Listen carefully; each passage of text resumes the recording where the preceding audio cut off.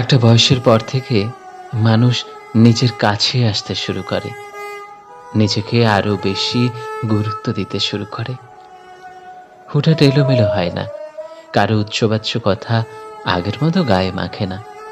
খুব মন খারাপে এক কাপ কফি নিয়ে জানালা আগলে রাখে, আয়নার সামনে একটু সময় নিয়েই কাজল পরে, রাস্তায় গড়াগড়ি খাওয়া ফুল খুব সাবধানে হাতে তুলে নেয়, পছন্দের শাড়িটার যত্ন নিয়ে ভাঁজ ভাঙে, পুরনো হাতঘড়ির বেল্ট পাল্টায়। খুব ছোট ছোট বিষয় নিয়ে এক্সাইটেড থাকে। পেঁজা তুলো মেঘের আকাশ দেখলে খানিক থেমে গিয়ে ছবি তোলে। ভয় পেলে চোখ বন্ধ করে নেয়, সামনের মানুষটা পছন্দসই না হলে নিঃশব্দে এড়িয়ে যায়।